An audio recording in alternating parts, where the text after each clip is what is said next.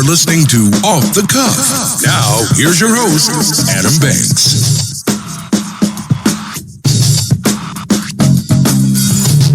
You know, I always get excited when we get to do special episodes, and this, ladies and gentlemen, is a special episode of Off the Cuff. First of all, let me just say thank you for listening, and thank you for turning your radio dial to WLXU 93.9 FM. If you are driving out of the Lexington area, you can download the Radio Lex app on your smartphone device to listen to us anywhere in the entire world.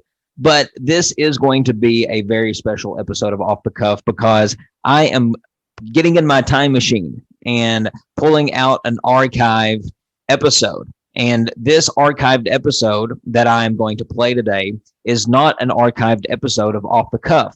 This is an archived episode of a podcast called Friends in the Corner podcast, hosted by Dan Pauley.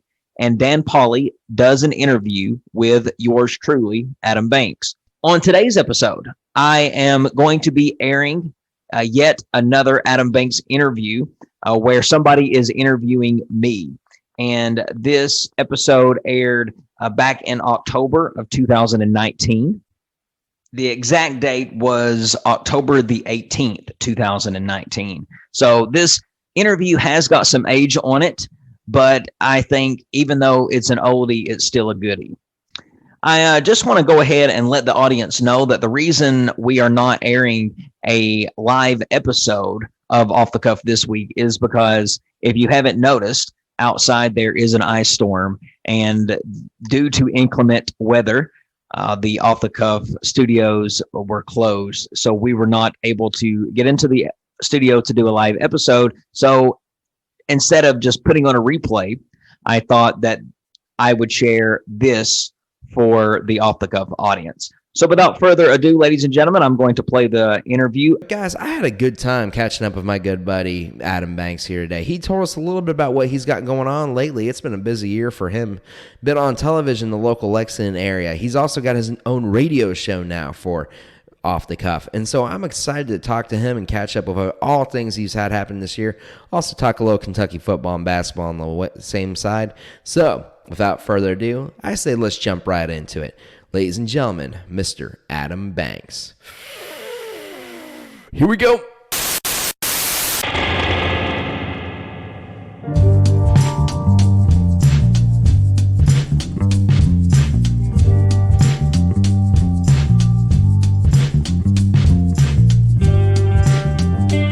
All right, we've got a familiar voice returning to the show today, Mr. Adam Banks from Off the Cuff. How you doing, brother? Dan, it is so good to be back. Thank you for having me. Doing good. Oh, man, happy to have you back, man. It's been just about a year since you came on the show last. Yeah, when you was telling me that a while ago, I was stunned with how fast time has flown by. It's been a year since we have sat down. You, my man, are now engaged, getting married. Miracles still happen.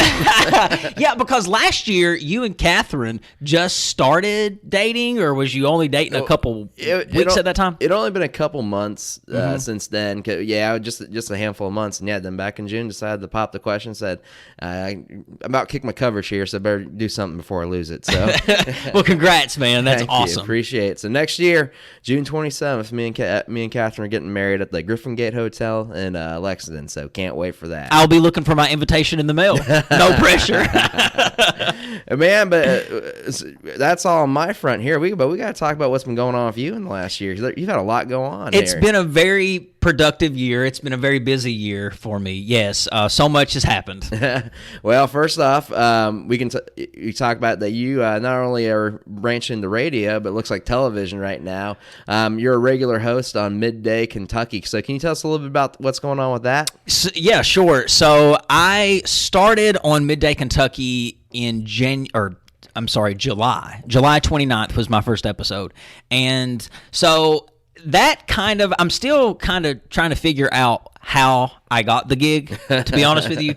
It's because people ask me that all the time. They're like, how in the world did that happen? I don't know. It happened so fast because don't get me wrong. I love it. It's so much fun. But how it all started is very interesting. I was supposed to appear on Midday Kentucky as a guest to promote Off the Cuff, my radio show.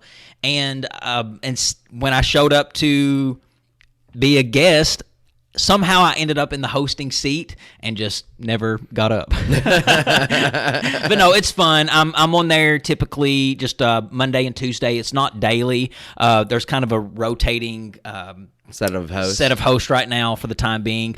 Typically, you can catch me on there on Monday and Tuesday, but I'm on there occasionally throughout the week, some other days other than Monday, Tuesday, but mostly Monday, Tuesday, 12:30, ABC 36.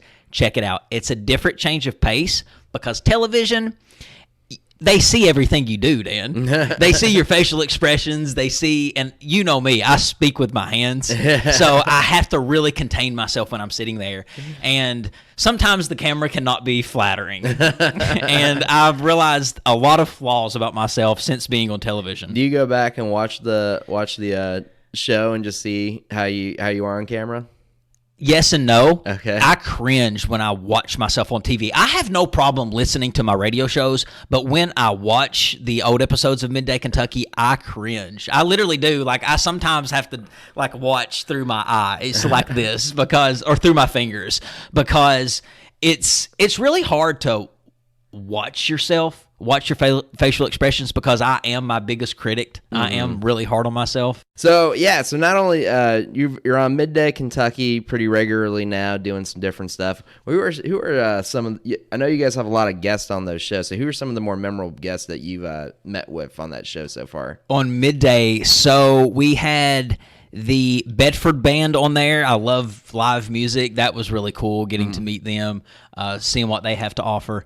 I got to meet so many interesting people on that show. And what's so great about it is it's people in the city of Lexington coming to showcase their business or their product.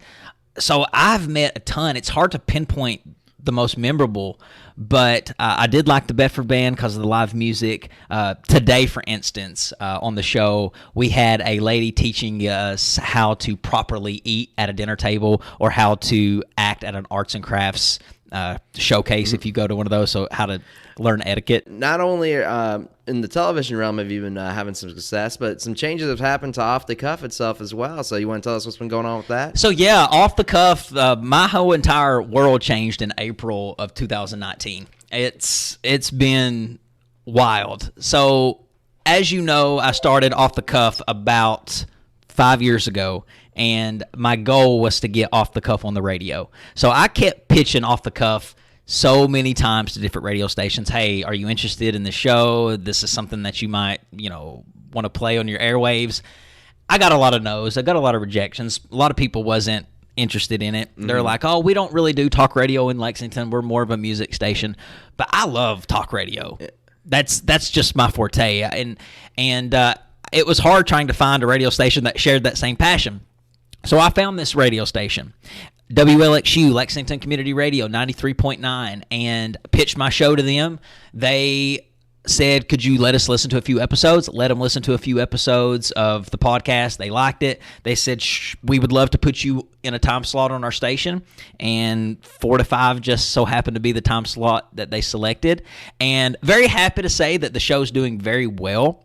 We just got the ratings back, and they were very, very nice to see. I'm glad to see people are actually listening, because I was so afraid when we got the ratings in, because I was afraid that I was actually going to realize, okay, nobody listens to this. But I seen the numbers and I was like, okay, people are listening. So it really made me feel good. But the show is now on the radio. And I also love another interactive factor you have with the show, which you're actually doing right now, is you Facebook Live all of your recordings.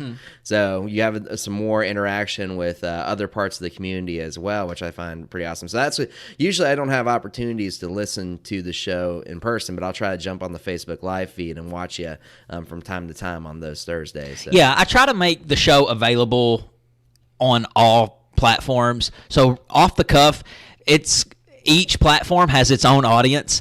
There's a different audience that watches the Facebook Live. There's a different audience that listens to the radio. There's a different audience that just listens to the podcast alone. There's a different audience that pulls up the app and streams the app. So we each get our own set of amount of people that listens to each one, and they're each different. People seem to like the Facebook Live because you can interact, and I just call it the show thread. So while I'm doing the show in real time, you can write me messages on Facebook Live, and I'll try to answer them on the air.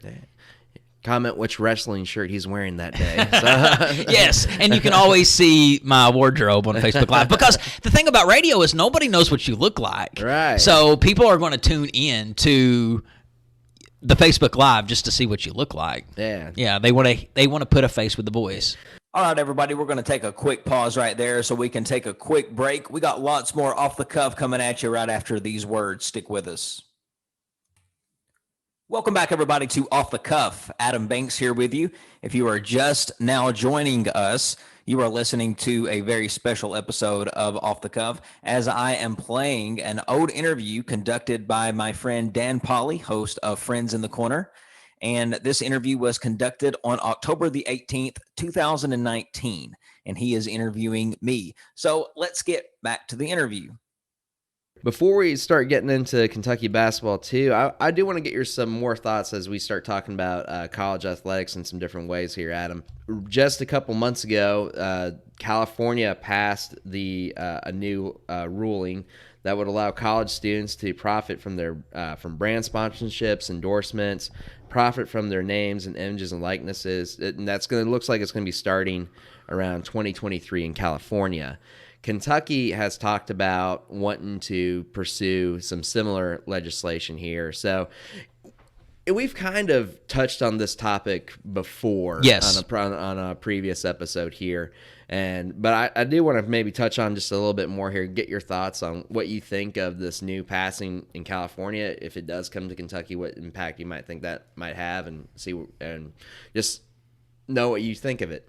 Okay, well, I think, just to flat out say, do I think college athletes should be paid by, who would be paying it? Would it be the university? It would be endorsements. So like Nike or Adidas, or probably like if they wanted to do something with like a car dealership, like what Cal has with Ford. Right here. I think I'm fine with that, and I think that should be how it is. Now, as far as them getting a paycheck from the university or from the NCAA or from other things, like somebody like that, like an institution like a university or the NCAA, should they get a paycheck? No, they are getting paid. They're getting a free college education. Right. Last time on the show, we talked about this a little bit. If you put a number on what they're getting paid just by playing basketball at that university, with the platform that they're on, with the attire that they get, the free attire, the free education, the free travel, I mean, it equals out to be about $175,000 that they're getting paid. It's just not cash. Everybody always thinks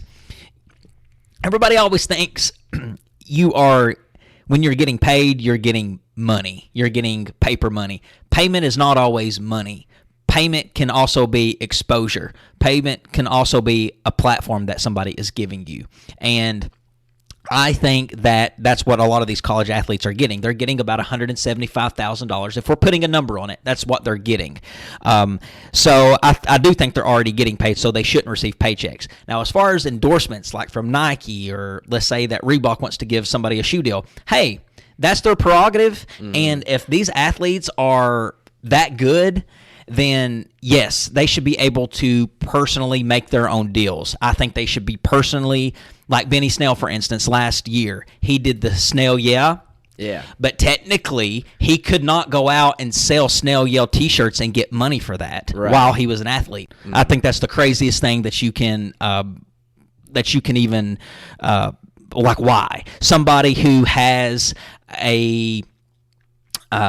who sits 65,000 people in a seat every Saturday. People are there to see Benny Snell, and he's not getting anything from any. I mean, seriously. I mean, or even like an autograph. Yes, selling an autograph or something like that, which some people have mixed emotions about. But it's like, I mean, it's his signature. He can do whatever he wants with it. Yeah, so, you know what I mean. That's how I felt too. Is like, I don't know if you're getting a scholarship and you are getting a stipend and stuff like that, I don't think you need anything more from the college. But if they're going to be, if your likeness is going to be used on something, I like, if my image is going to be used in the Fayette Mall like you see some of these athletes do, I want some kickback for that, because that's what's bringing people into the stadium. That's what's making people buy a pair of Nike shoes because they saw Anthony Davis wear them or something like that. Yeah, and imagine you playing a game, hearing thousands of people scream your name, and then you go home, you open your fridge, you want a snack, and there's nothing in your fridge.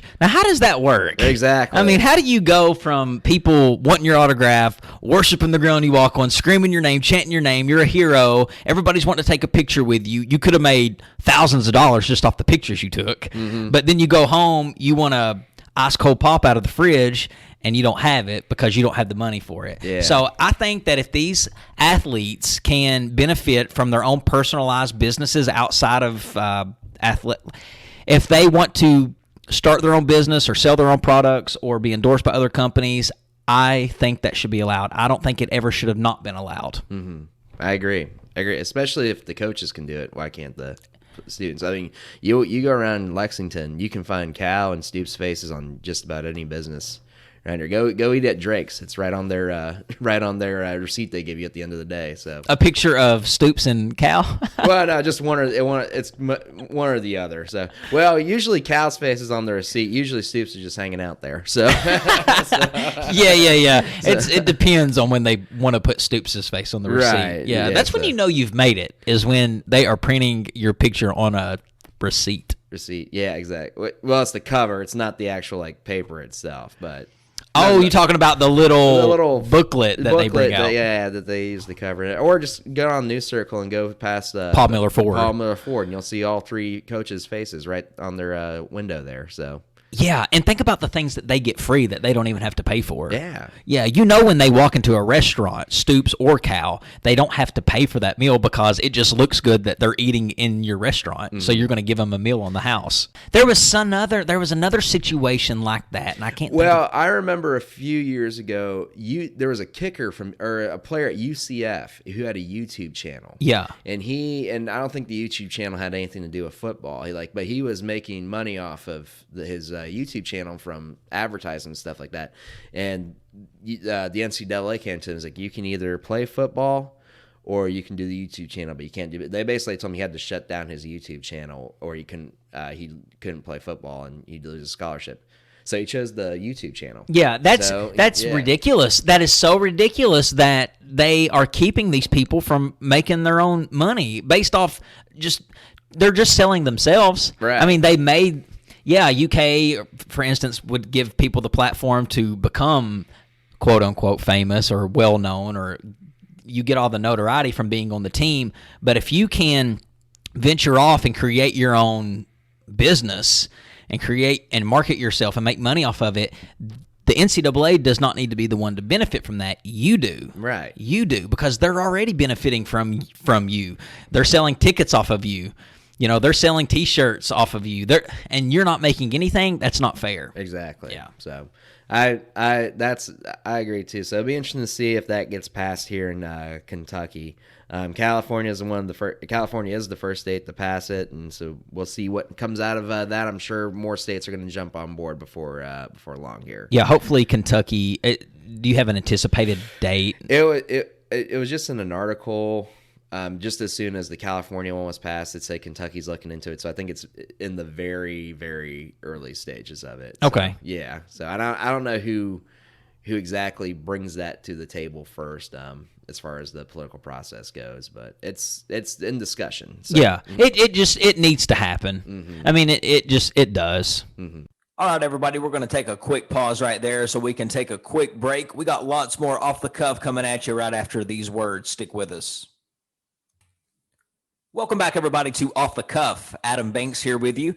If you are just now joining us, you are listening to a very special episode of Off the Cuff, as I am playing an old interview conducted by my friend Dan Pauley, host of Friends in the Corner.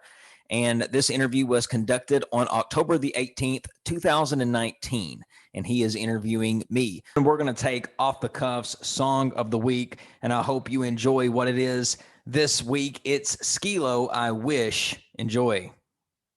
Everybody, Off the Cuff. Adam Banks here with you. If you are just now joining us, You are listening to a very special episode of Off the Cuff, as I am playing an old interview conducted by my friend Dan Pauley, host of Friends in the Corner. And this interview was conducted on October the 18th, 2019, and he is interviewing me. So let's get back to the interview. The local boy, Dontaie Allen. We actually, on the very first episode you did, we talked about Dontaie Allen because that's when we were it was in discussion if he was going to commit to Kentucky or not. And he has now. Yes. So, what do you think? He is a 4-star recruit from Pendleton County. Do you think he might be a bit of a contributor this year, or do you think with so much talent that's still here, this will probably be kind of a growing year for him before he makes a move like that? Hard to say. There's a lot of players that we always thought was going to be standout players when they get here because of how they were glorified in high school, but this is such a unique environment when you come and play basketball at UK because there is just so much talent. There is just so much talent, and what makes Kentucky basketball great is we share that talent. There's never really that one standout player. It's a group effort. It's like in 2012, look who we had. We had the number 1 NBA draft pick, Anthony Davis, and we also had the number 2 NBA draft pick in Michael Kidd-Gilchrist. And during the championship game in 2012 against Kansas, Anthony Davis only had like 2 points. Yeah, no, he was. I think Michael Kidd-Gilchrist had the second least amount of points. I mean, so what that tells me is that everybody has to shine in order to succeed. So it's hard to really to answer your question, Dontaie Allen. I don't know. I think that when you look at the culture of UK and how it is under the Calipari era, the number 1 players in the world are coming to play. So how good you are really depends on how good you can share your talent. Mm-hmm. I agree. I've been a bit of a critiquer of Coach Cal because I do love that we get all these recruits in, but it's what have you done for me lately type of attitude. Yeah. So since Cal's been here, like you mentioned earlier, he's been here for about 11 seasons. Yes. And how many championships do we have to show for that? One. And we've been to the champion, and we've been to the national champion, to the finals twice. Okay. And then we haven't been to a Final Four since 2015. 2015, yes. So don't get me wrong. There's a lot of other programs that would bend over backwards for this type of success, but every year Kentucky has always talked about how this is the team that's going to get us there. And every year we fall just a little short of that. And I know we kind of talked about this on the last time we were on here too, is if there's pressure on Cal to get that second championship. And we both came to that conclusion, yes, there is. Now he's got this lifetime contract here. So how does that change the pressure for him, do you think? Well, I think that the pressure is still going to be there. Cal is not going to stay somewhere where he's not the best. Once Cal starts getting a lot of crap from fans, and I'm talking like the majority of people calling for his firing, and if Cal ever gets to that point to where he isn't winning at the rate he's winning now, he'll leave on his own. He'll never, ever be fired from this university unless they made sure of that. Yes, exactly with that lifetime contract, unless he literally sleeps with the president's wife, I guess. But he's never getting fired, and they made sure of that with the lifetime contract. So, but Cal is not going to be like a Denny Crum where they got to run off. He won't stay unless he's winning at the rate he is. And as far as just touching on what you said, with the standard being Final Fours. That's what Kentucky wants, and that's not what we're getting. Right. But we have to look at what we are getting. We are getting 30-win seasons every single year. Cal's won 81% of his games since he's been here. He's 305-71 as the head coach at Kentucky. That is outstanding. I mean, that's unheard of. And last year, we went to an Elite Eight. He put us in that position to make it to a Final Four. I think as a basketball fan, I don't know what else people really want when we are being put in the position every single year to be playing for a Final Four. Now, sometimes it happens, sometimes it don't. It's the game, right? That's just basketball. Sometimes you win, sometimes you lose. And what makes it so hard is you lose once, you're completely out of it. It's not like an NBA 7 Series playoff game where you can win multiple games, because how many titles would we have then? Oh, yeah. We'd have a ton. But it's just the nature of the beast, man, of college basketball and March Madness. You lose that one game on an off night, you're out. And so I think that the fans are still going to put pressure on Cal. I think it's ridiculous. I don't think it's ever going to – we're never going to be winning like we have been winning with Calipari.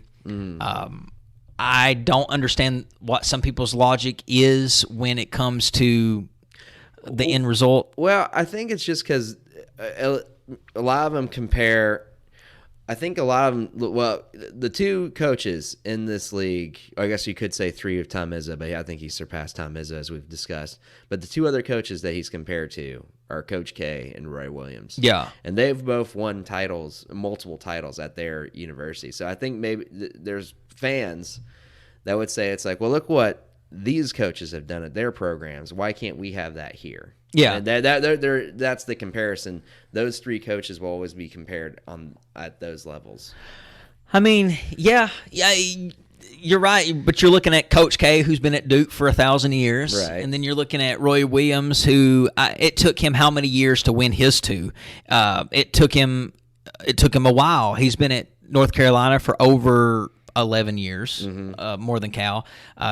So I think that if Cal doesn't make it to a Final Four this year, he is going to. It's amazing how the bar is so different for Stoops versus Cal. Yeah. Because Stoops, really, he just has to get a 6-win season. Cal has to get a Final Four.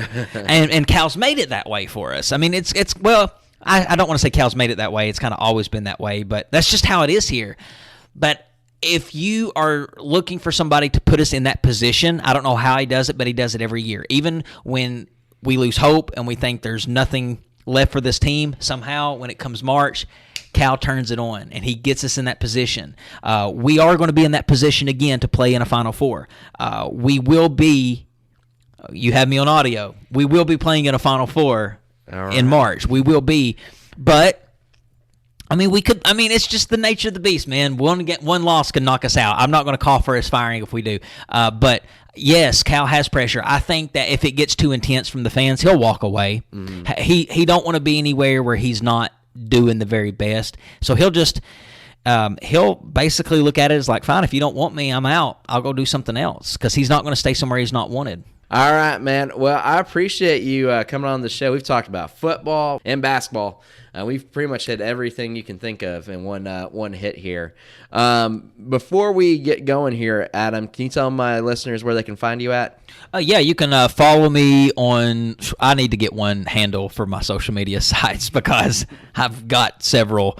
But you can follow me on Facebook at Off the Cuff with Adam Banks. That's the Off the Cuff page. You can get updates to our episodes and our all that Midday Kentucky stuff. You can follow me on Instagram at AdamBanks818 or follow me on Twitter at AdamBanks88. So all of those different handles, follow me on all those. I'm pretty active on each one. So, well, Adam, we're excited to see if Kentucky's going to make that Final Four appearance here, and we look forward to having you back on the show again, my friend. I appreciate you having me on, Dan. Looking forward to being back in Friends with the Corner studio. I'm sure it's even going to be bigger the next time I'm here. The show, it's already grown leaps and bounds. So getting there. Go Cats. Yes. All right, and that's it for our interview with Adam Banks from Off the Cuff. I want to thank Adam for coming on the show. Go check out his show, Off the Cuff, available on Apple Podcasts, Spotify, and other listening platforms. Also, be sure to listen to his show on WLXU 93.9 FN here in Lexington. Check him out on Midday, Kentucky, and Lexington as well. All right, ladies and gentlemen, that about wraps it up for this week's episode of Off the Cuff.